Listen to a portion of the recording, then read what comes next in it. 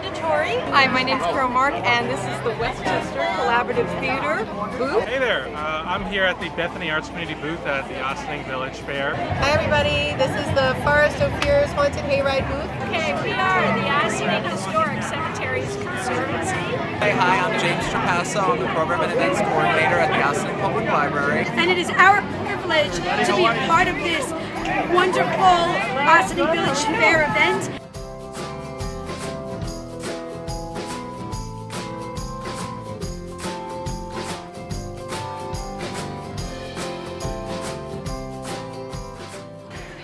Good morning! Oh, that was terrible. Good morning! Good morning! All right!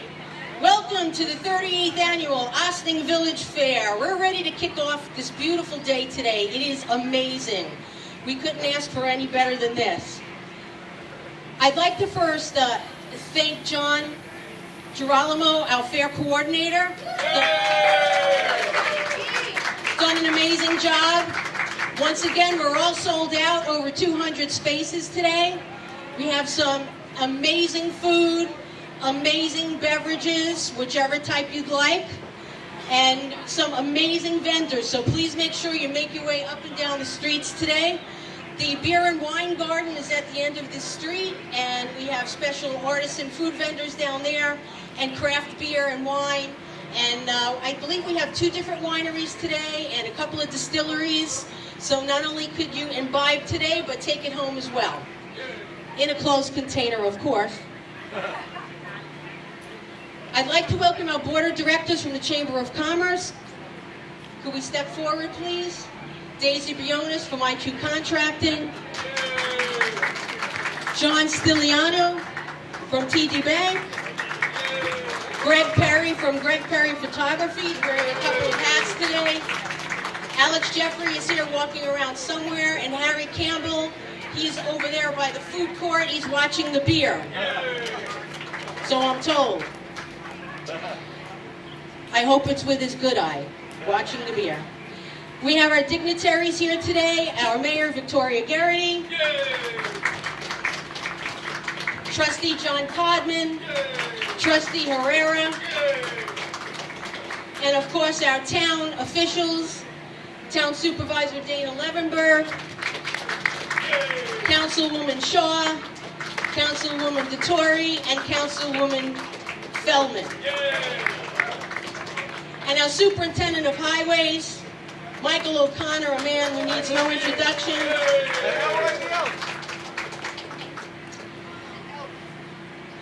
Our sponsors today, we'd like to thank you for your generosity. We have our gold sponsors, Village of Ossining, who are always so generous in providing services today. Ossining Police Department, Emergency Services, the Rec Department, Public Works, thank you. Department of Highways. Did I forget anyone? And the Fire Department, Ossining's bravest. Thank you so much for all you do every single day, and especially today. Let's hear it for them.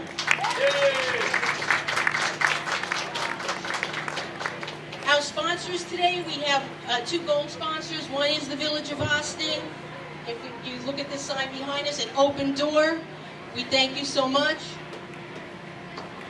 Our silver sponsors today are New York Presbyterian, Hudson Valley Hospital, and TD Bank.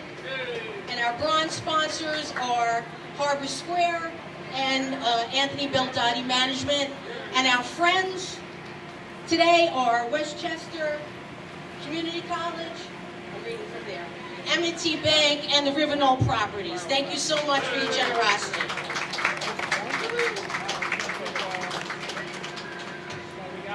We would like to cue up the Star Spangled Banner first. So we'd ask that you please stand.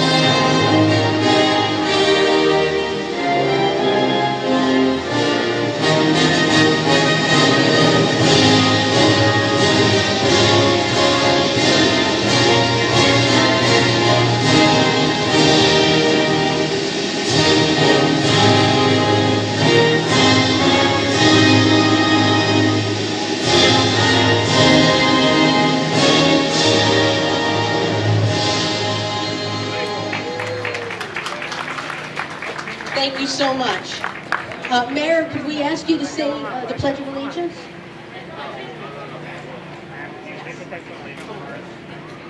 Please join me for the Pledge of Allegiance. I pledge allegiance to the flag of the United States of America and to the republic for which it stands, one nation, under God, indivisible, with liberty and justice for all. We're starting a new tradition this year, and we're going to actually do a ribbon cutting for the start of the 38th Annual Village Fair. So I'm going to ask everybody just to step forward.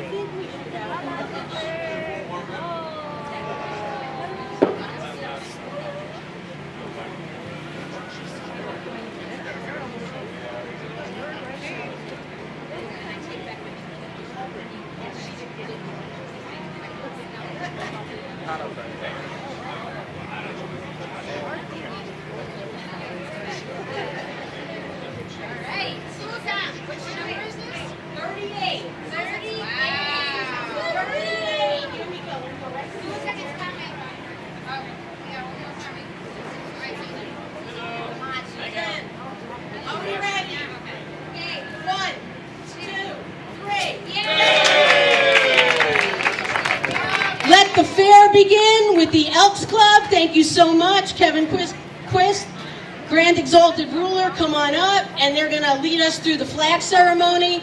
Welcome to the 38th Annual Village Fair. Have a great day today.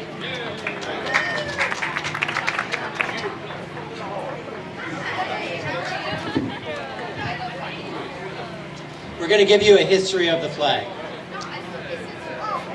Heraldry is as old as the human race. The carrying of banners is a custom among all peoples and all ages. These banners usually contain some concept of the life or government of those who fashioned them. The evolution of the American flag marks the progression of the government of the American people. From the founding of Jamestown in Virginia in 1607 until 1775, the flag of England was the flag of the peoples of America. In 1775, the pine tree flag was adopted for all colonial vessels, and this was the banner carried by the Continental forces in the Battle of Bunker Hill. The southern colonies from 1776 to 1777 used the snake flag. In the later part of 1775, the Continental Congress appointed a committee to consider the question of a single flag for the 13 colonies. That committee recommended a design of 13 alternate stripes of red and white with an azure field in the upper corner bearing the red cross of St. George and the white cross of St. Andrew. John Paul Jones, the senior lieutenant of the flagship Alfred, hoisted this flag to the masthead of the December 3rd, 1775, and 1 month later it was raised over the headquarters of General Washington at Cambridge, Massachusetts, in compliment, as he wrote, to the United Colonies.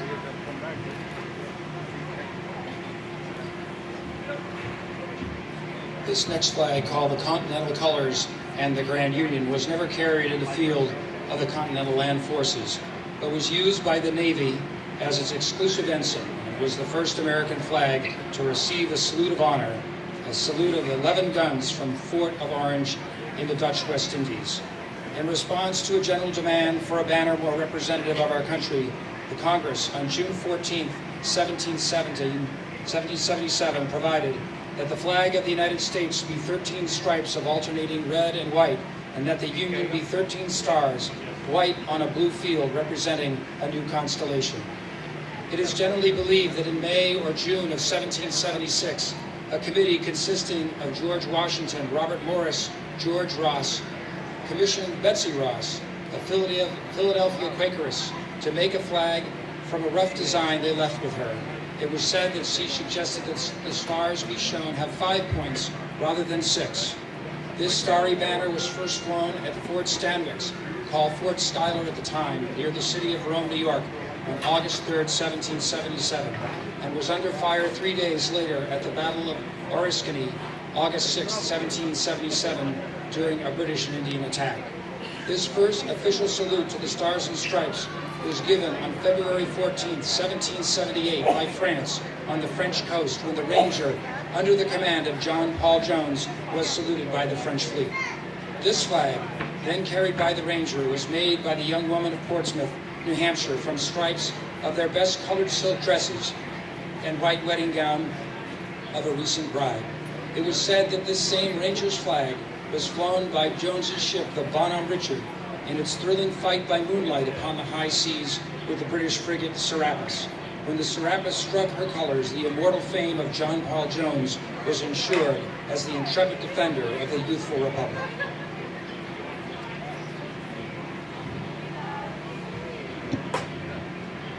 The original 13 Stars and Stripes represented the original 13 colonies. In 1795, 2 additional Stars and Stripes were added to represent admission to the Union of Vermont and Kentucky. Under this banner of 15 Stars and Stripes was fought the War of 1812. It was the site of it flying over Fort McHenry on September 14, 1814. That inspired Francis Scott Key to write what is to become our national anthem, the Star-Spangled Banner. Miss Margaret Young, who cut the stars for the particular banner, was the mother of Henry Sanderson, the Grand Exalted Ruler of the Order of Elks in 1884. The Congress, in April 14, 1818, adopted a resolution that on after July 4, 1818, the number of stripes should be 13, and that the blue field should carry 1 star for each of the 20 states in the Union, and that a new star should be added for each state thereafter admitted. Since 1818, there has been no change in the flag design, except that 28 new stars were added before July 4th, 1912, and this flag of 48 stars flew over this nation for 47 years until just before the Vietnam War.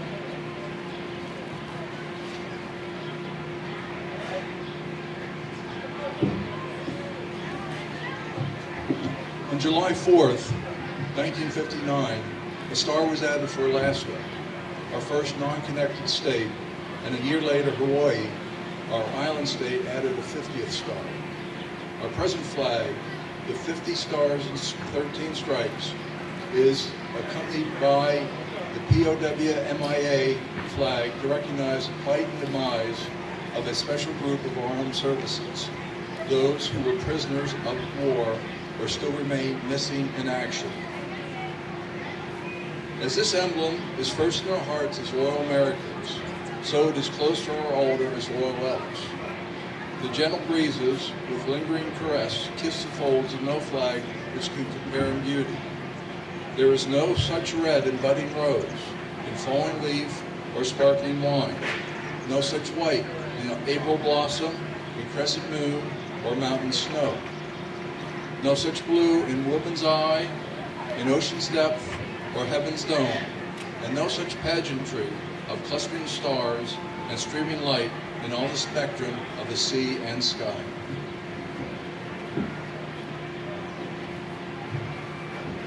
Our flag is at once a history, a declaration, and a prophecy. It represents the American nation as it is, as it was at its birth.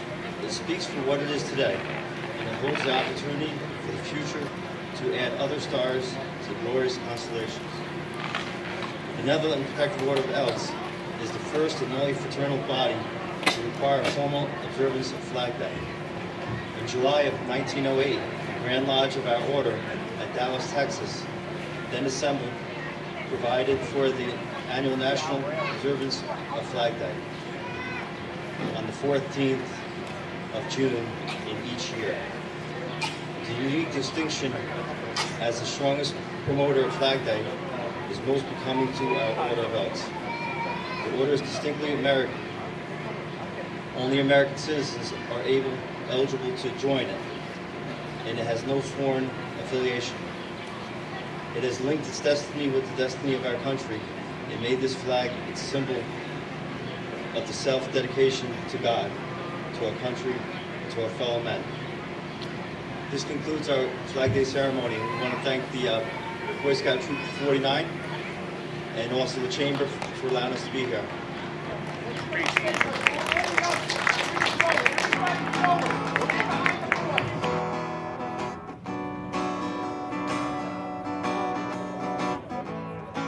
Honey, you are a rock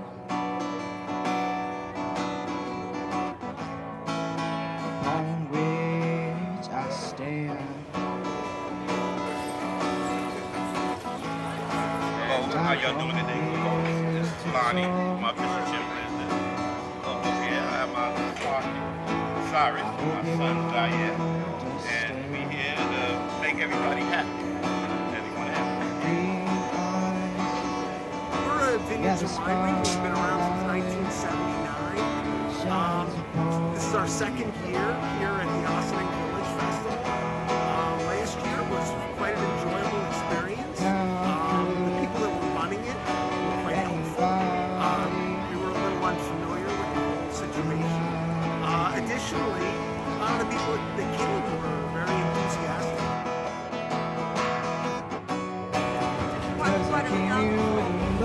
I am the owner-operator of Waffle Pops, Inc. And we're making waffles on a stick. It's a Belgian-style waffle. We have 11 different varieties we offer, and they're all visible on our menu. Honey, you should know I can never go on. So we're actually representing our restaurant that we opened about almost a year ago, and it's called La Estación Paisa. It's a family-operated business, and we try to base our food off Colombian fast food, but we also have home-cooked meals because that's what everybody wants. It's pretty small, but it's going, yeah.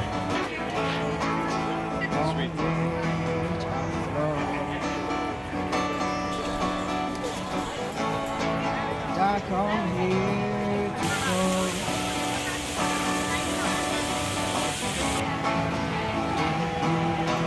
Noel from Poughkeepsie, Reggae Boy Cafe. I love being at Ossining Fair, man.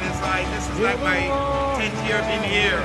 And right now I'm doing some jerk kebab. Come on over, man. It's a great time. It's like jerk kebab is something very delicious with some fried plantain. Reggae Boy from Poughkeepsie. Hey, my name is Adrian Cook, and I am a resident of Ossining all my life. And I have a side business called Things Africa, and I sell fair trade items from Africa, from Senegal, Ghana, Tanzania. Okay, and everything here is handmade by mainly women. Honey, you should know that I can never go on without you. Green eyes, whoa, whoa, whoa,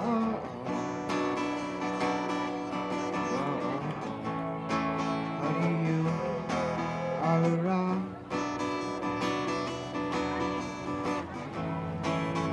on which I stand.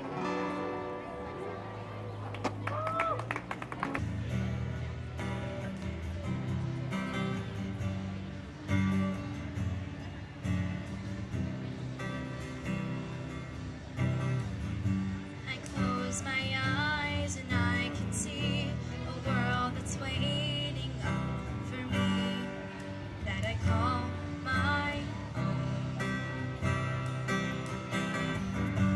Through the dark, through the door, through where no one's been before, but it feels like they can say it all sounds crazy. They can say